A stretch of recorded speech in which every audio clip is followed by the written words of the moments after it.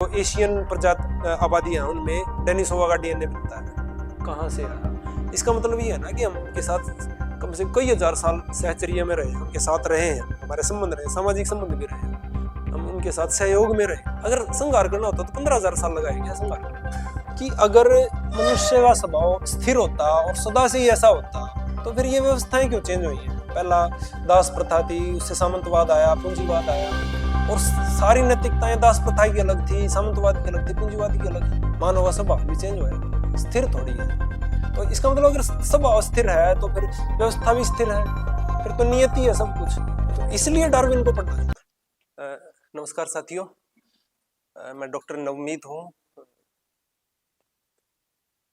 मतलब MBBS कर रखी है मैंने, MD, और डॉक्टर दहिया वैसे मेरे टीचर नहीं रहे हैं, लेकिन वैचारिक टीचर मेरे रहे हैं। ये ज्ञान विज्ञान आंदोलन के हरियाणा में ये फाउंडिंग मेंबर्स थे मेरे फादर के साथ। तो छोटा सा था मैं, तो इनकी एक ना मैगजीन आती थी जतन, और अलग अलग वो भी आते थे, उसमें इनके रेगुलर कॉलम आते थे।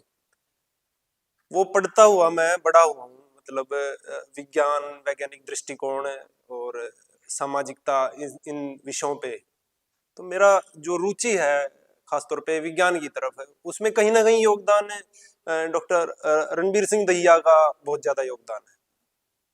तो एक छोटा सा ये तो मेरा परिचय था कि मैं इनका वैचारिक शिष्य हूँ सर का। तो आज जो हम बात इस पे जिस टॉपिक पे करेंगे, तो साथी ने अभी बताया भी है, रोहिल ने, कि अरविंद ने भी बताया कि चार्ल्स डार्विन का जो सिद्धांत है उसकी आज के टाइम पे क्या प्रासंगिकता है, क्यों हमें चार्ल्स डार्विन को याद करना चाहिए, क्यों हमें चार्ल्स डार्विन को पढ़ना चाहिए, और क्या हो जाएगा उससे, क्या फायदा होगा हमें या समाज को, क्या फायदा है उस चीज से। तो उस बारे में थोड़ी सी हम चर्चा करेंगे इसमें। तो उससे पहले एक आप सभी से एक सवाल है मेरा, एक छोटा सा सवाल है। आपको क्या लगता है कि ये दुनिया स्थिर है, या फिर मतलब ये संसार, ये समाज, ये प्रजातियां, जैविक प्रजातियां हैं, ये सारे स्थिर हैं, या फिर इनमें परिवर्तन होता है, या ये दुनिया चलती है, या एक जगह रुकी हुई है? अब चलना भी दो तरीके का होता है, एक तो बदलती है चलते हुए, है ना, और एक मतलब बस चल रही है बिना बदले हुए चल रही है, जैसे धरती घूम रही है। सुबह दिन निकलता है, शाम में फिर सूरज डूब जाता है, मतलब ऐसे देखे तो धरती घूम रही है। बट क्या कोई परिवर्तन भी हो रहा है? क्या ये सिर्फ एक यांत्रिक गति है, जैसे एक मशीन चलती रहती है कि भाई घड़ी है, जैसे घड़ी है ना, घड़ी की सुई चलती रहेगी, ठीक है, तो हर 12 घंटे के बाद वही टाइम बताएगी, फिर वही आवृत्ति होगी, सेम आवृत्ति होती है। तो क्या ऐसे ही चलती है? क्या संसार की गति सिर्फ यही है, या फिर उसमें कोई परिवर्तन होते हैं? तो क्या कहते हैं आप लोग इस बारे में? कोई भी बताएं। परिवर्तन होते हैं, है ना, होते हैं परिवर्तन इसमें, ठीक है। तो लेकिन ये आज सोचते हैं हम लोग, आज से 400-500 साल पहले ऐसा नहीं सोचा जाता था। उस टाइम पे एक स्थिर ब्रह्मांड की कल्पना की जाती थी।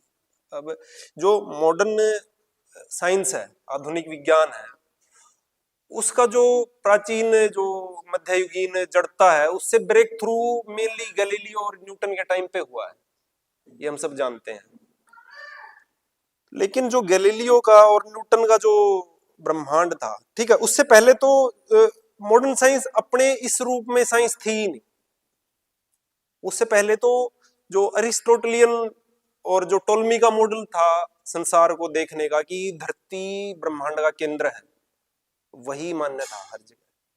यहाँ तक कि चर्च है वो भी इसी चीज पे एम्फसाइज करता था कि भाई धरती केंद्र है ब्रह्मांड का, और सारी दुनिया हमारे चक्कर लगा रही है, पूरी कायनात हमारे चक्कर लगा रही है, ठीक है। और अरस्तु का, मेनली अरस्तु का मॉडल है ये। अरस्तु ने एक और चीज कही थी, हर वस्तु का एक सार होता है और वो अपरिवर्तनीय है, वो बदलता नहीं है।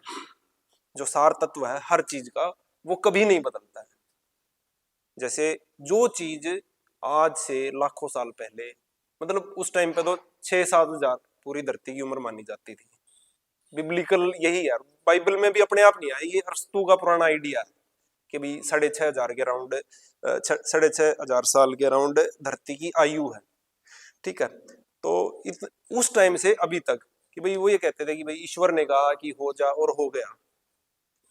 बिब्लिकल आइडिया ये है कि 7 दिन में ईश्वर ने धरती की संसार की रचना की थी। तो अरस्तु ने कहा था जैसा ईश्वर ने बना दिया। हालांकि अरस्तु ईश्वर की बात नहीं करते हैं, अरस्तु एक अनमूवेबल मूवर की बात करते हैं। एक ऐसा मूवर है वो, हालांकि दुनिया के उसमें कामों में दखल तो नहीं देता, बट वो उसने एक बार दुनिया को चला के छोड़ दिया। जैसे घड़ी की सुई होती है ना, चाबी होती है, चाबी भर के उसने छोड़ दी, उसके बाद चाबी भरने के बाद दुनिया अपने आप चल रही है, जैसे घड़ी चलती है अपने आप। ठीक है, तो उस तरीके से ये सोचते थे कि अनमूवेबल मूवर है, वो खुद मूव नहीं करता लेकिन उसने बाकी चीजों को मूव कर दिया है। ये अरस्तु का आइडिया था और ये कहता था बस उसने जैसा शुरू कर दिया ना वैसा कर दिया, वही सार है। ठीक है, आदमी शुरू से ही आदमी है, बंदर शुरू से ही बंदर है। ठीक, और जानवर, कोई भी जानवर, हाथी घोड़ा कोई भी है, वो शुरू से ही ऐसे ही है जैसे ईश्वर ने बनाया। बाइबल ने इसको यूं का त्यों ले लिया कि भाई जैसा ईश्वर ने बना दिया वैसे ही है। हमारे धर्म ग्रंथों में भी यही है, मतलब जो इंडियन धर्म ग्रंथ की बात करें हम, कि भाई जैसे ब्रह्मा ने सृष्टि की रचना करी, मनु की रचना करी, जैसे आदमी थे उसकी संतान आदमी है, कोई मतलब ऐसा कुछ नहीं कि बदलते हैं, ऐसे ही है। ठीक है,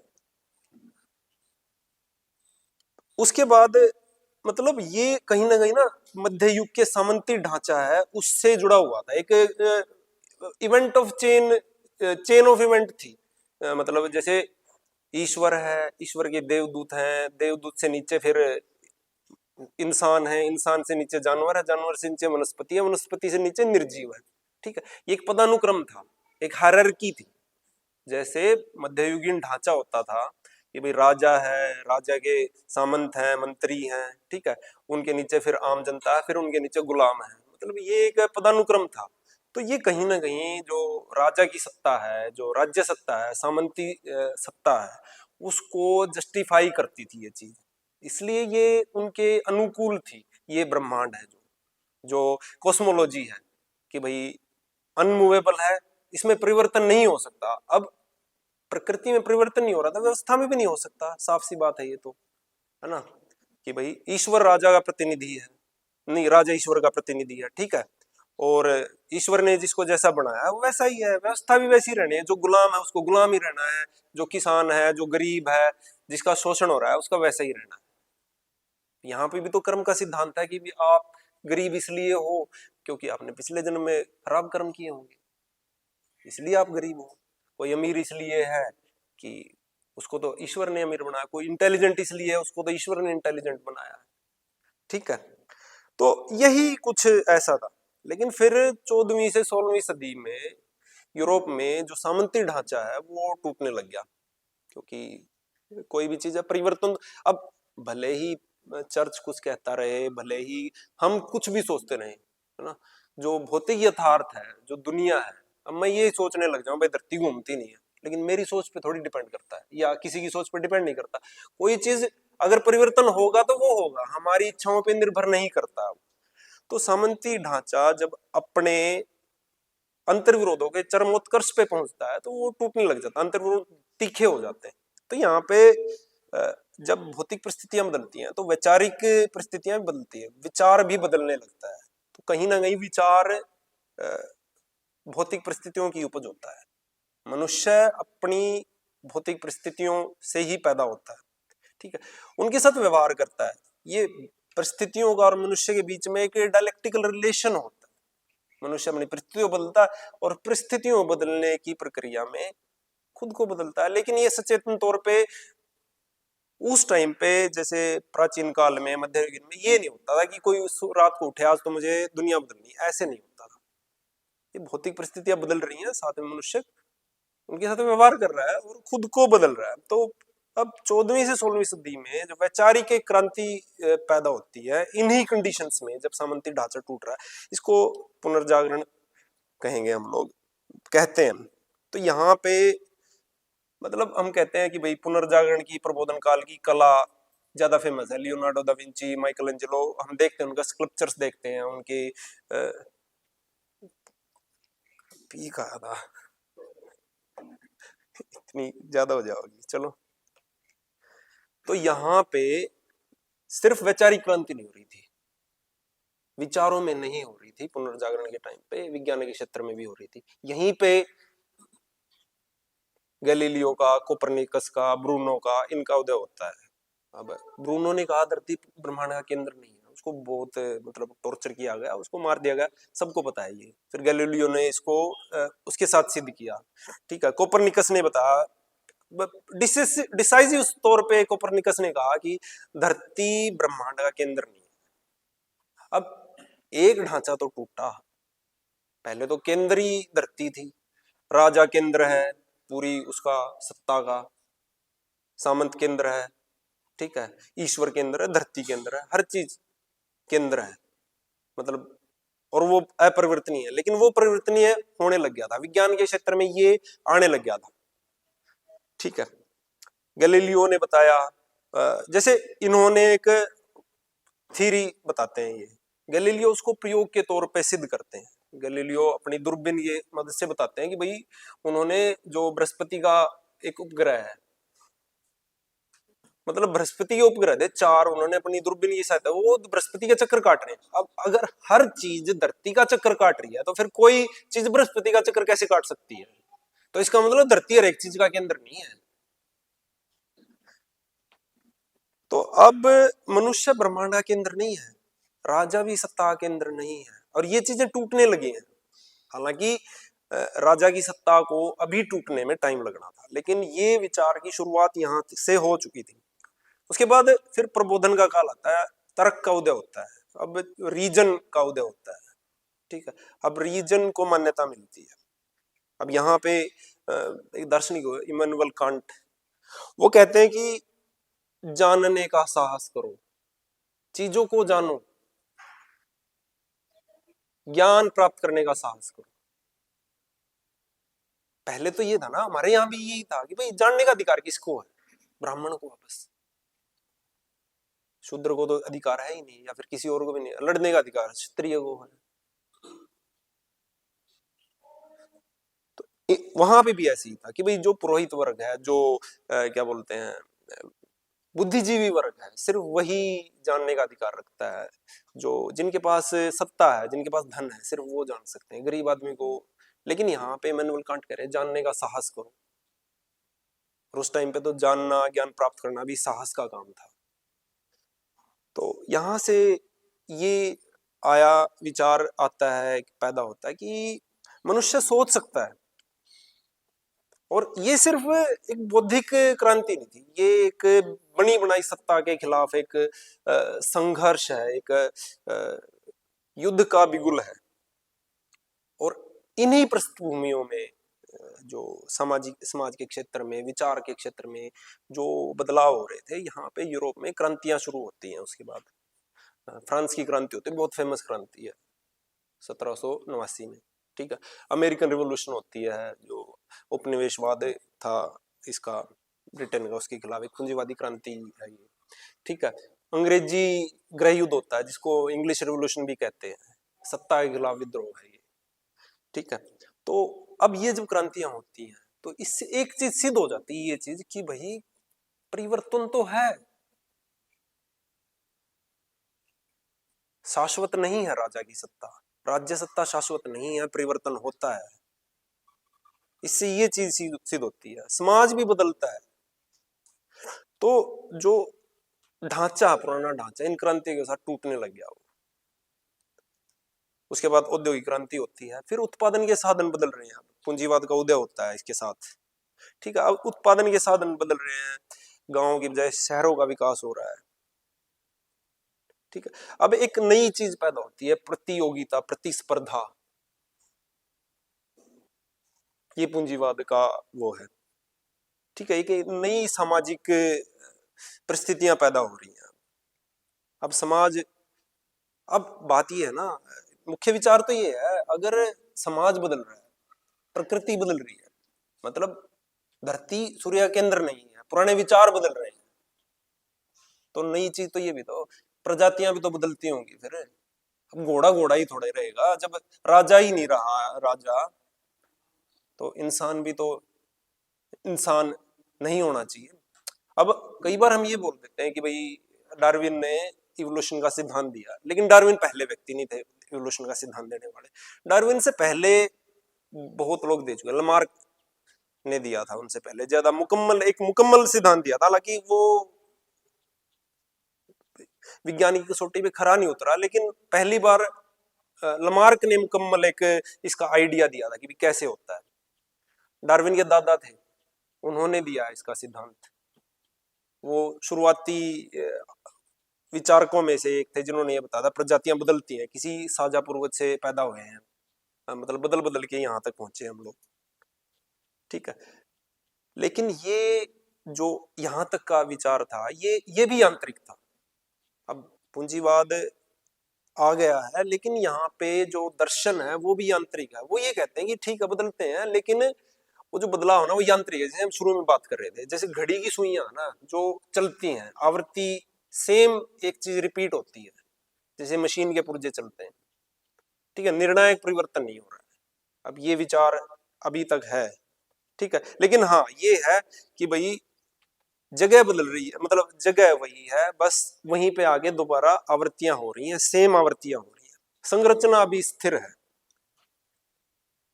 अब जो न्यूटन का ब्रह्मांड था, वो समय की, काल की और स्थान की, जो न्यूटन की धारणा थी वो ये थी, समय तो एक जैसा रहता है, समय नहीं बदलता। न्यूटन ये कहते हैं किसी भी फ्रेम में कहीं पे भी समय एक जैसा रहता है। प्रकाश के बारे में भी न्यूटन का ये मानना था, प्रकाश की गति बहुत तेज है, लेकिन वो सापेक्ष है, मतलब एक जैसी नहीं रहती कभी भी, ठीक है। वो किसके सापेक्ष है, तो ये माना गया कि भी ईथर एक पदार्थ होता है जो कि पूरी ब्रह्मांड में होता है, उसके सापेक्ष चलती है, ठीक है। तो न्यूटन का जो लॉ ऑफ इनर्शिया है वो ये कहता है कि एक इनर्शियल फ्रेम में, ठीक है, जो गति है वो दो अलग अलग इनर्शियल फ्रेम में अलग अलग हो सकती है। जैसे हम बस में बैठे हैं, एक बाहर एक बस चल रही है, एक बंदा बस में बैठा है, ठीक है, एक बाहर बैठा है। अब अगर हम बस चला रहे हैं और बस के दरवाजे चारों तरफ से बंद है, या फिर हम ट्रेन का एग्जांपल लें, ट्रेन बंद है चारों तरफ से, हम बाहर की तरफ देख ही नहीं पा रहे हैं, तो जब ट्रेन चलती है एक स्पीड में बिना कम ज्यादा हुए उसकी स्पीड, तो क्या होता है कि हम ये नहीं बता सकते ट्रेन चल रही है या नहीं चल रही है। बता सकते हैं, एग्जांपल दें, धरती घूम रही है, हमें पता है, क्या हम बैठ के बता सकते हैं धरती घूम रही है इस टाइम पे? धरती घूम रही है, हम नहीं बता सकते। तो यह उस विचार, उस टाइम के हिसाब से ये सही विचार है, ठीक है। तो इसका मतलब ये है प्रकाश की गति भी एक ही, मतलब अलग अलग। अब लेकिन अब क्या होता है, अगर गति कम होने लग जाए तो मेरे लिए वो गति अलग होगी, ठीक है, बाहर वाले के लिए अलग होगी। मैं पहले एक स्पीड से चल रहा हूं, मेरी बस चल रही है, मेरे साइड में एक बंदा खड़ा है लाल बत्ती पे, लाल बत्ती पे आके बस रुकती है, उसने ब्रेक मारे हैं, तो मेरे लिए वो गति अलग होगी, जो बाहर खड़ा है उसके लिए अलग होगी, ठीक है। तो दोनों फ्रेम्स में अलग अलग है, तो प्रकाश की गति को भी वो ऐसे ही मानते थे। चलो ये तो एक वैसे बताई थी, लेकिन ये ढांचा भी टूटने लगा है। अब न्यूटन बोलते थे कि प्रकाश है जो वो कण है, लेकिन फिर माइकल फेराडे ने और फिर मैक्सवेल ने ये सिद्ध किया प्रकाश कण के साथ साथ एक तरंग भी है, ठीक है। चलो आज हमारा मतलब इसका वो नहीं था आज का टॉपिक, हम प्रकाश या न्यूटन के बारे में बात करें, डार्विन के बारे में बात कर रहे थे। ये बताने का मतलब सिर्फ ये था कि विज्ञान के हर ढांचे में, हर विधा में बदलाव आ रहा था, बदलती हुई परिस्थितियों के साथ, क्योंकि समाज व्यवस्था बदल रही थी, दुनिया के लोगों की परिस्थितियां बदल रही थी। अब जब फिजिक्स के क्षेत्र में, केमिस्ट्री के क्षेत्र में, समाज के क्षेत्र में हर जगह परिवर्तन आ रहा था, तो जीव विज्ञान भी इससे अछूता कैसे रहता। तो ऐसे समय में डार्विन का प्रवेश होता है। 1809 में जन्म होता है डार्विन का, और इंग्लैंड के थे ये। इनकी बैकग्राउंड एक अच्छे खाते पीते परिवार से थे चार्ल्स डार्विन। ठीक है, इनके दादा एक प्रसिद्ध डॉक्टर थे, चिकित्सक थे और नेचुरलिस्ट थे, प्रकृति विज्ञानी थे। इन्होंने ये शुरुआती लोगों में से थे जिन्होंने इवोल्यूशन का सिद्धांत दिया था। इनके फादर भी, ठीक है, इनके जो नाना है वो भी एक प्रसिद्ध उद्योगपति थे। मतलब एक बैकग्राउंड इनका बहुत ही संपन्न परिवार से आते थे। अब डार्विन इस परिस्थितियों में, अब ये परिस्थितियां बताने की जरूरत इसलिए है कि कोई भी प्रतिभा है वो शून्य से पैदा नहीं होती है। ठीक है, और जो डार्विन के टाइम का जो ढांचा था, अब 1809 में पैदा हुए हैं, 1859 में ओरिजिन ऑफ स्पीशीज इन्होंने किताब लिखी है। तो उस टाइम पे जो इंग्लैंड था वहां पे औद्योगिकरण पूरा हो चुका था, मतलब क्रांति, औद्योगिक क्रांति हो चुकी थी, पूंजीवाद का पूरी तरह से उदय हो चुका था और ब्रिटिश उपनिवेशवाद लगभग पूरी दुनिया में फैल चुका था इस टाइम पे।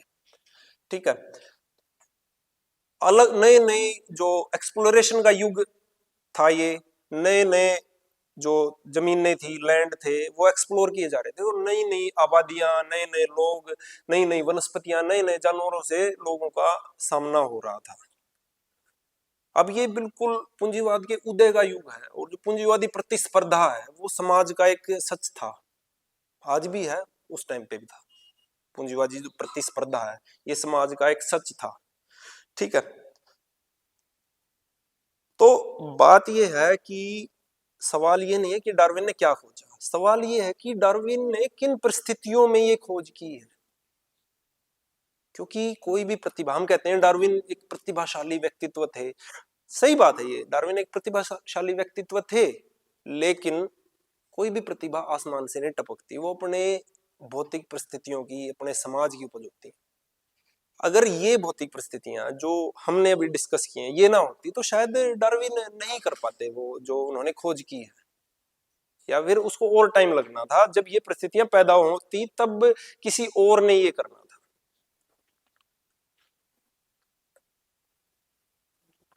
उसके बाद फिर ये इनकी एक बैकग्राउंड थी।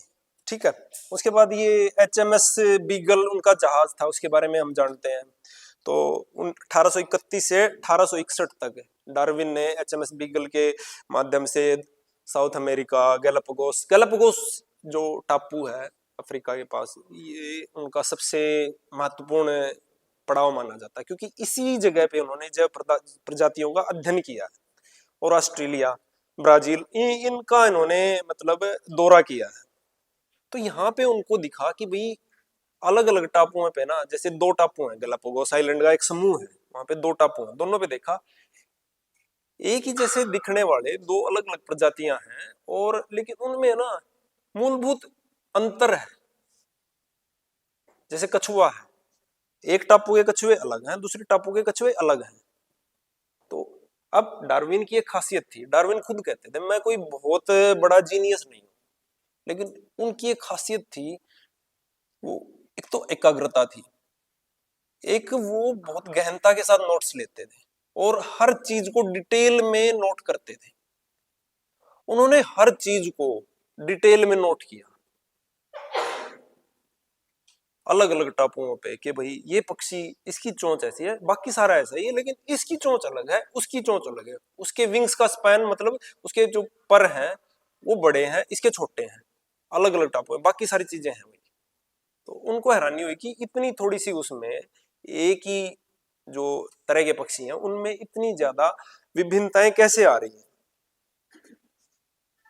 इसके साथ उस टाइम पे एक्सप्लोरेशन का युग था, तो जीवाश्म मिलने शुरू हो गए थे। अब ऐसे ऐसे जीवों के जीवाश्म मिल रहे थे जो कि कभी देखे ना सुने। बाइबल में तो भाई उन्हीं जीवों का जिक्र है। जो बाइबल में एक नोहा की आर्क का जिक्र आता है कि भाई एक नोहा बिब्लिकल फिगर है, उन्होंने एक नाव बनाई थी कि धरती खत्म होने वाली थी, तो नाव में सारे प्रजाति के जीव जंतुओं को उन्होंने बिठा लिया था। तो सभी को बिठा लिया था उस टाइम पे, लोगों की जो बिब्लिकल लैंड था, जो आज के टाइम का फिलिस्तीन है, ठीक है, उस जगह पे जो भी प्रजातियां रहती होंगी उस टाइम पे उनका जिक्र उन्होंने कर रखा है, या जिन प्रजातियों से वो वाकिफ थे वो लोग, तो उसका जिक्र उन्होंने उसमें कर रखा है। बट जो नए जीवाश्म मिल रहे थे उसमें तो ये लग रहा था कि भाई ये तो है ही नहीं, बाइबल में तो बिल्कुल ही नए हैं, ये तो अलग है। ठीक है। और दूसरी चीज ये थी, जो धरती की जो परतें थी, अब बाइबल का विचार तो ये था ना कि जो धरती है, जो पूरी कायनात है, वो 6,500 साल पुरानी है, लेकिन ये तो लाखों साल पुरानी दिख रही है, इतनी पुरानी दिख रही है, ये तो ना कभी देखा ना सुना। ऐसे ऐसे शहर उसमें से निकल के आ रहे थे जो खुदाई हो रही थी। ठीक है। तो लेकिन वो सारी चीजें नोट करते हैं। अब उन्हीं दिनों एक समाजशास्त्री होते थे, पूंजीवादी समाजशास्त्री, थॉमस रॉबर्ट माल्थस। अब थॉमस रॉबर्ट माल्थस का ये कहना था उस टाइम पे, उस टाइम के जो उसका ऑब्जर्वेशन था कि भाई जो जनसंख्या है वो द्विगुणित होती है।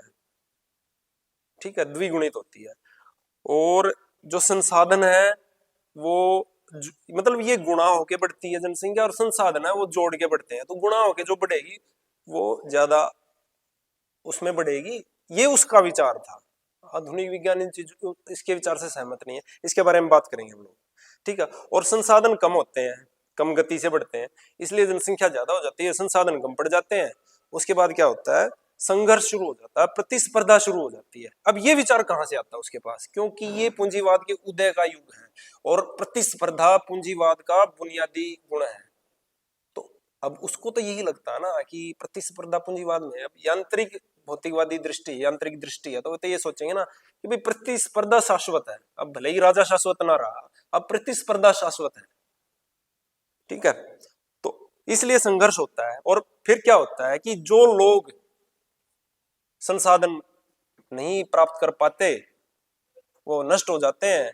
ऐसे करके जो प्रकृति है वो जनसंख्या में नियंत्रण बना लेती है। डार्विन ने जब ये पढ़ा ना, तो उनके दिमाग में एक सूत्र आया कि संसाधन सीमित हैं तो सभी जीव जंतु जीवित नहीं रह सकते, तो जो थोड़े से बेहतर अनुकूल होंगे प्रकृति में, प्रकृति उनका चयन कर लेगी।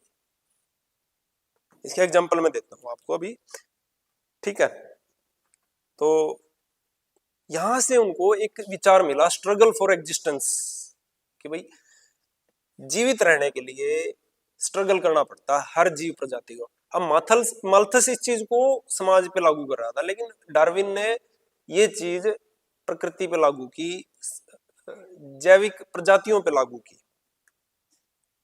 लेकिन जो माल्थस था उसका जो दावा था ना, वो गणितीय नहीं था, वो राजनीतिक था।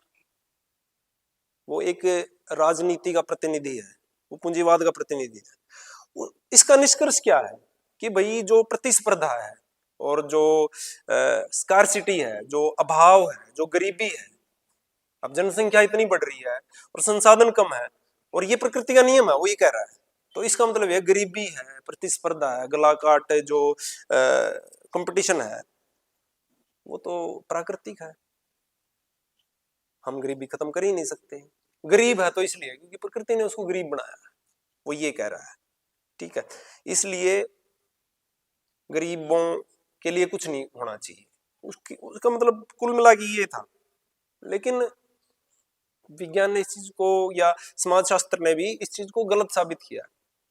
अब वो ये कहता है जनसंख्या बढ़ती है, जनसंख्या बढ़ने के कारण ज्यामितीय थोड़ी होते हैं, ये तो सामाजिक परिस्थितियां होती हैं कि भाई समाज में शिक्षा कितनी है, ठीक है, स्त्रियों की स्थिति क्या है समाज में, ठीक है, लोगों में जागरूकता कितनी है, स्वास्थ्य की क्या कंडीशन है, इन चीजों पर डिपेंड करता है जनसंख्या बढ़ना। ये थोड़ी है कि जनसंख्या बढ़ना प्राकृतिक है। अब बहुत सारे देशों में जनसंख्या घटने लगी है। अगर माल्थस सही होता तो जनसंख्या क्यों घटती, फिर तो बढ़नी चाहिए थी। अब इंडिया की जनसंख्या भी स्थिर होने लगी है, अब पिछले कुछ साल से स्थिर हो गई है। अब ये प्लेट्यू आता है, ये एक वो है, जनसंख्या पहले बढ़ती है फिर घटती है। ठीक है। तो जनसंख्या वृद्धि कोई स्थायी नियम नहीं है। दूसरी चीज जो ये कहता है कि भाई संसाधन कम है, कम रहेंगे, ये प्रकृति का नियम है। संसाधनों का कम होना प्रकृति का नियम नहीं है, ये तो वितरण की समस्या है। संसाधन कम है ही नहीं, समस्या ये है कि कुछ लोगों के पास ज्यादा उनका अधिकार है, कुछ लोगों को वो अधिकार नहीं देते, कुछ लोग कब्जा जमा के बैठे हैं। अब पूंजीपति सारी संपत्ति पे अगर कब्जा जमा के बैठा है तो गरीब आदमी को कैसे मिलेगा संसाधन? समस्या तो ये है ना, अप्रोप्रिएशन की समस्या है। अधिकार किसका है संसाधनों के ऊपर? माल्थस कहता था कि ये जो अधिकार है, जो अमीर है और जो मतलब ज्यादा फिट है, जो ज्यादा योग्य है, वो तो प्रकृति ने बनाया, लेकिन प्रकृति ने थोड़ी बनाया, ये तो भौतिक परिस्थितियों की उपज है, ये तो पूंजीवाद है। लेकिन डार्विन उसके सामाजिक उनसे सहमत नहीं है। डार्विन ने उसको सिर्फ संघर्ष को जैविक अर्थ में लिया है, सामाजिक अर्थ में नहीं लिया है, पूंजीवादी अर्थ में नहीं लिया है। जब डार्विन ये कहते हैं कि स्ट्रगल फॉर एग्जिस्टेंस है, तो डार्विन ने खुद लिखा है, मैंने इसको मेटाफोरिकल सेंस में यूज किया है,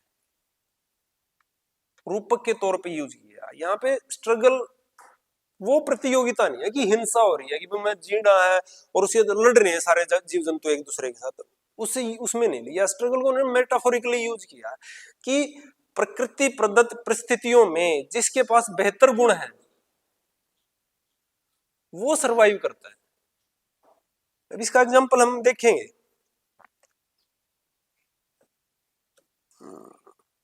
लेकिन उसके बाद क्या हुआ, डार्विन ने तो ये प्राकृतिक चयन का सिद्धांत दिया है, ठीक है, कि जिनके पास गुण ज्यादा सही बेहतर होते हैं, बेहतर से मतलब उनका था कि बढ़िया है, बेहतर से मतलब था अनुकूल ज्यादा है, किसी विशेष परिस्थिति में, किसी विशेष प्राकृतिक परिस्थिति में जिंदा रहने के लिए जिस जानवर के पास वो गुण होगा वो जिंदा रहने के और उसके संतान पैदा करने के चांस ज्यादा होंगे। उन्होंने तो बस ये कहा था। लेकिन लोगों ने क्या किया, हर्बर्ट स्पेंसर एक बाद में अर्थशास्त्री हुआ है, समाजशास्त्री, उसने इसको सर्वाइवल ऑफ द फिटेस्ट बना दिया। डार्विन ने यूज नहीं की थी सर्वाइवल ऑफ द फिटेस्ट। हम अक्सर सुनते हैं कि डार्विन ये कहते थे कि survival of the fittest, Darwin ने यूज नहीं किया था सर्वाइवल ऑफ द फिटेस्ट कभी भी। डार्विन ने स्ट्रगल फॉर एग्जिस्टेंस किया था, और नेचुरल सिलेक्शन, और उसको भी मेटाफोरिकल सेंस में स्ट्रगल फॉर एग्जिस्टेंस को।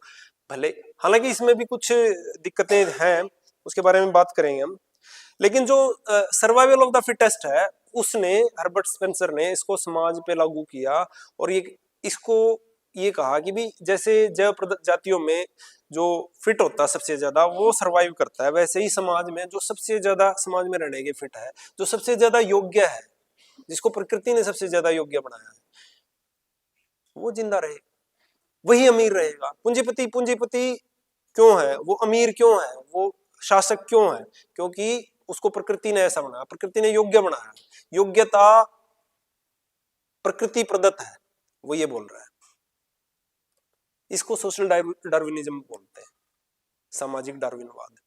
डार्विन ने ऐसा कभी नहीं कहा था। आज के समय में डार्विन की प्रासंगिकता इसलिए भी ज्यादा है क्योंकि आज डार्विन को डिस्टोर्ट करके, डार्विन को विकृत करके सामाजिक डार्विनवाद का प्रचार करने की कोशिश कर रहे हैं कुछ लोग। उनमें से एक युवल नोआ हरारी भी है, इसके बारे में बात करेंगे कैसे करते हैं। तो डार्विन ने माल्थस से एक विचार लिया था, लेकिन वो माल्थसवादी नहीं थे। वो जो स्ट्रगल फॉर एग्जिस्टेंस है उसको एक रूपक की तरह, एक मेटाफोर की तरह इस्तेमाल करते हैं। लेकिन डार्विन एक और चीज करते हैं, वो सिर्फ स्ट्रगल नहीं करते हैं, वो ये कहते हैं सहयोग भी जरूरी है। जो प्रजातियां सहयोग करती हैं आपस में, उस पूरी प्रजाति के जिंदा रहने के चांस ज्यादा होते हैं। वो सिर्फ ये नहीं कहते कि हिंसा ही हिंसा है, ये सामाजिक डार्विनवादी नहीं कहते हैं। इन्होंने सिर्फ एक चीज पकड़ी है, वो भी वो चीज जो कि उन्होंने मेटाफोरिकल सेंस में ली थी, उसका अर्थ बदल दिया, उसको सर्वाइवल ऑफ फिटेस्ट बना दिया और उसको समाज पे लागू कर दिया। ये डार्विन के साथ अन्याय है, डार्विन को गाली देने जैसा है। इसलिए जरूरी है कि हमें डार्विन को समझना चाहिए, डार्विन को पढ़ना चाहिए, ताकि जो वो लोग हैं जो शोषण का, गरीबी का, अत्याचार का इसका औचित्य सिद्ध करते हैं, वो अपने तरीके से इस चीज को यूज ना कर सके, उसको अपना राजनीतिक हथियार ना बना सके। प्राकृतिक चयन का मतलब ये नहीं है कि जो शक्तिशाली होगा उसी का अधिकार होगा। कई लोग ये मानते हैं जो फिट होगा, जो ताकतवर होगा, उसका अधिकार हो। नहीं, डार्विन ने शक्तिशाली, फिट, इनका नाम ही नहीं लिया। डार्विन कहते थे अनुकूल, जो अनुकूल होगा, उन परिस्थितियों के अनुकूल होगा। तो ये हमें सोचना चाहिए, माल्थस में, हर्बर्ट स्पेंसर में और डार्विन में क्या डिफरेंस है, ये डिफरेंस हमें पता होना चाहिए। अक्सर हमें ये पता नहीं होता, इसलिए हम लोग इन चीजों के बहकावे में, इन चीजों के भुलावे में आ जाते हैं। अब ये तो हमें पता है कि भाई डार्विन ने जो ओरिजिन ऑफ स्पीशीज प्रकाशित करवाई थी 1859 में करवाई है। अब ये 1859 में ही क्यों प्रकाशित होती है? क्या ये 16वीं सदी में हो सकती थी? कि जो हमने डार्विन का बैकग्राउंड पढ़ा उसके हिसाब से नहीं हो सकती थी, क्योंकि वो परिस्थितियां ही नहीं आई थी। वो एक्सप्लोरेशन का युग ही नहीं आया था, ना प्रबोधन का युग आया था, ना पुनर्जागरण का युग आया था, ना सामंती ढांचा टूटा था, ना वो बैकग्राउंड थी। तो जब हम ये कहते हैं कि डार्विन एक महान प्रतिभाशाली व्यक्तित्व थे, तो ये सही है, वो प्रतिभाशाली व्यक्तित्व थे, लेकिन ये हमें समझना चाहिए कि प्रतिभाएं इंडिपेंडेंटली आसमान से नहीं टपकती, वो अपनी परिस्थितियों की, अपने समाज की उपज होती है।